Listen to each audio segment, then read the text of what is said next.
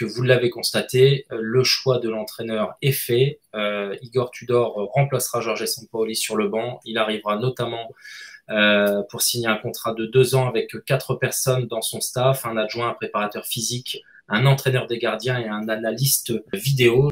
Ça me donne les contours en fait de quelqu'un qui va être un peu lisse, qu'on va pouvoir un peu manier comme on l'entend, qui va pas trop gigoter en fait, qui va pas trop gêner la direction.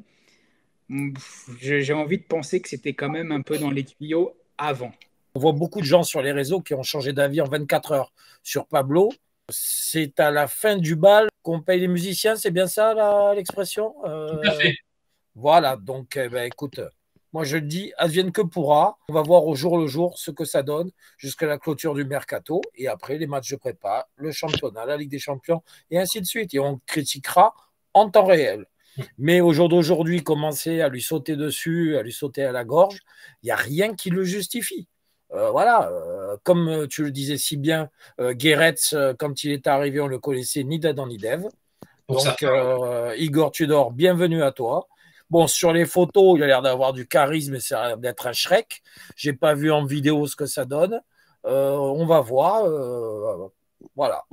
On aurait quand même tort de se livrer à une analyse négative le concernant pour revenir sur ce qu'on a dit dans quelques semaines. La seule chose que j'espère, c'est que ce n'est pas un choix par défaut. Finalement, on ne sait pas, on ne connaît pas notre budget. On ne sait pas comment on va recruter. Alors, est-ce que on a pris Tudor parce qu'on n'avait pas les moyens de prendre meilleur? Ça, c'est que des suppositions. Maintenant, il faut lui laisser la chance. Il faut laisser la chance au produit. Pourquoi pas? Si effectivement, alors moi, je ne vais pas m'inventer une vie. Hein. Moi, c'est pareil. Je le connaissais un petit peu en tant que joueur. Avant l'émission, j'ai fait un petit Wikipédia pour regarder vite fait. Bon, bah, quand on lit tout ça, ça me fait pas rêver, quoi. C'était adjoint à l'équipe de Croatie avec Bilic, je crois.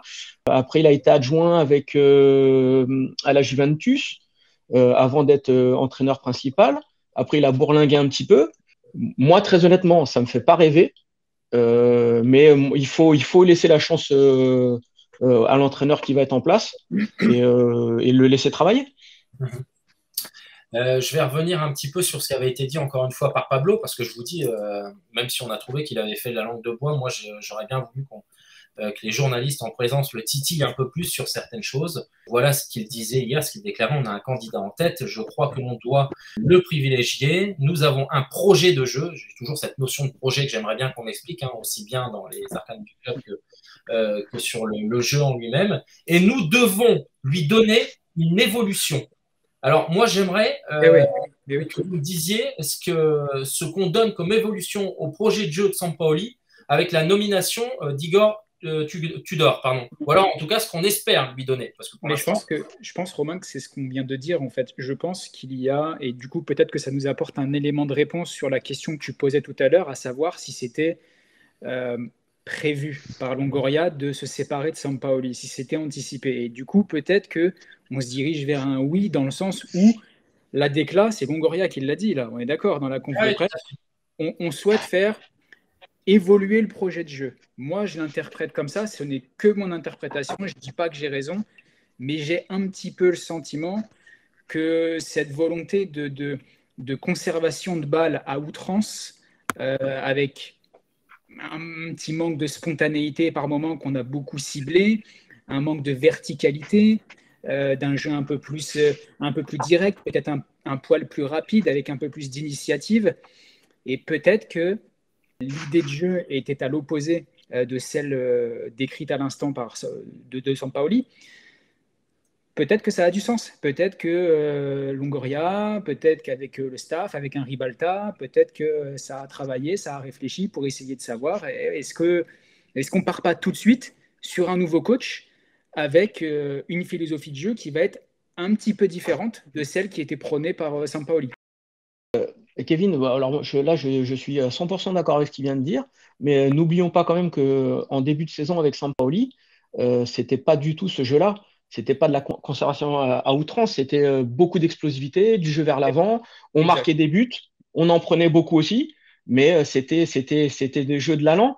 Alors, est-ce que effectivement, le fait que Sampaoli ait changé son fusil d'épaule, n'a pas joué aussi dans ce choix de fin de saison. Et peut-être que si ce n'était pas prévu, ça a peut-être enlevé une épine du pied à Longoria. Gilles Castagno, Tudor, ton sentiment, c'est tu le connaissais, tu lui laisses le temps de l'adaptation, tu penses que c'était choisir un profil plutôt qu'un nom, c'était la bonne chose à faire?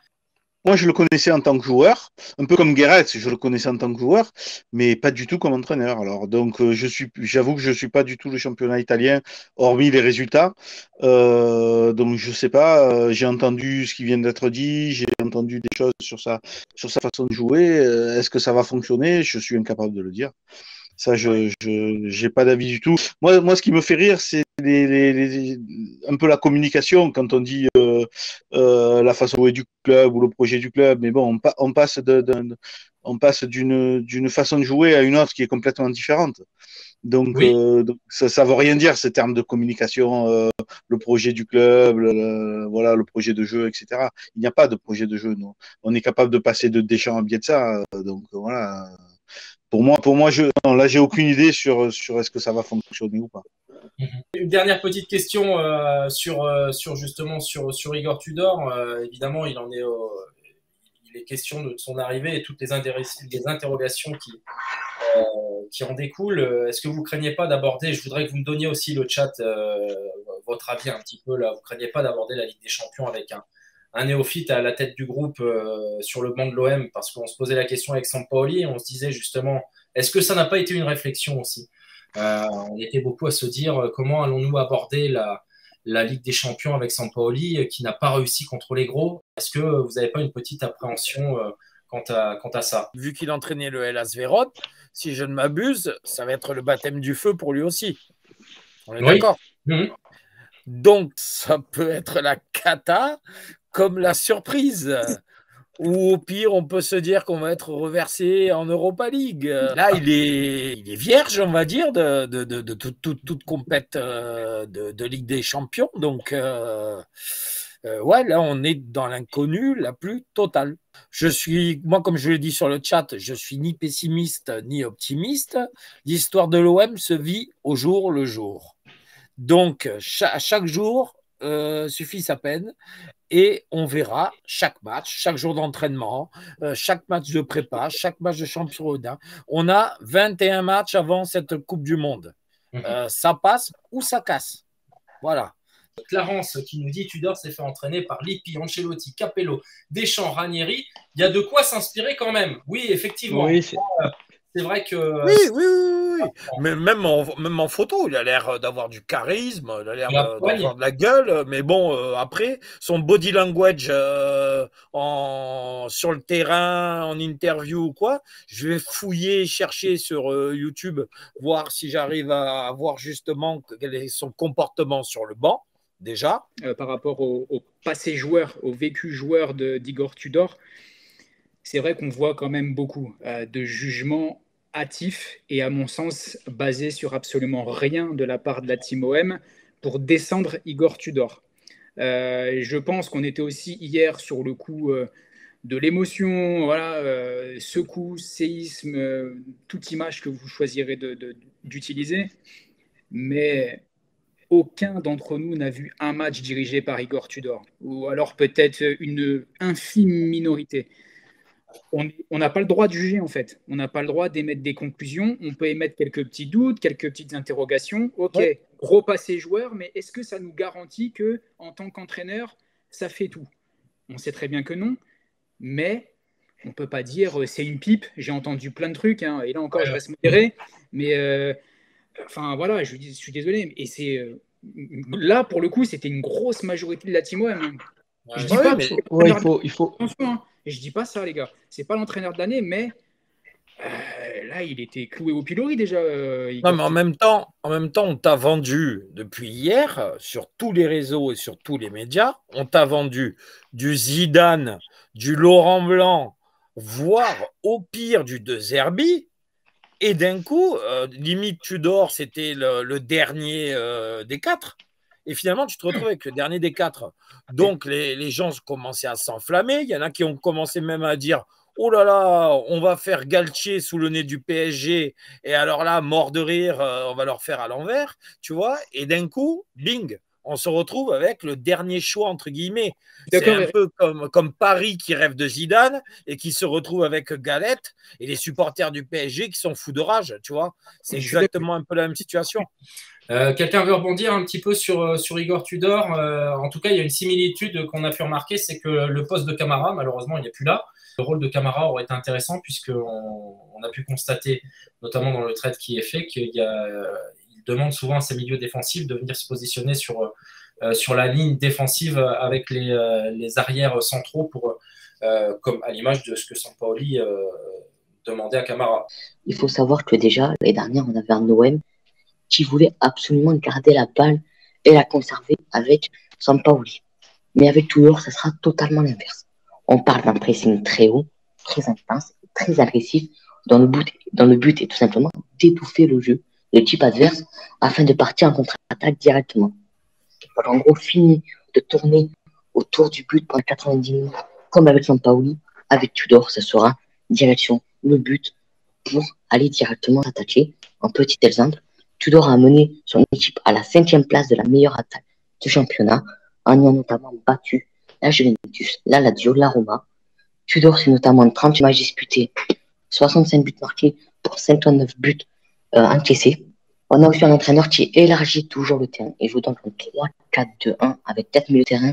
Mais sur les 4, on a 2 milieux centraux et 2 milieux latéraux qui montent en attaque dans les phases offensives et descendent dans les phases défensives. Mais c'est aussi là le problème à Marseille. Aucun joueur n'a la capacité d'occuper le rôle de milieu latéral pour le moment. Donc là, ayant donc du mal à courir, ça va être très compliqué de finir les matchs avec l'intensité mise par Lirola. Et pareil pour Kolasinac, on sait donc que Tudor va devoir signer et va devoir faire l'une de ses priorités de milieu latéraux. On imagine donc sûrement Rongier occuper ce rôle de milieu latéral droit au début pour la préparation ou même tout au long de la saison. On ne sait pas. C'est pas non plus très mauvais qu'il est très bon sur les phases défensives, mais Rongier n'a pas une finition de malade. En tout cas, les latéraux, c'est exactement la progression du style de jeu que souhaite Pablo Longoria. Tudor, c'est aussi varié derrière. On peut jouer avec 3 défenseurs comme 4 défenseurs. Est-ce que peut-être Under va aller milieu latéral droit, tout comme Conrad sur le côté gauche? Est-ce que Milik aura la faculté de réussir les courses à haute intensité pour le pressing? Même question pour Payet.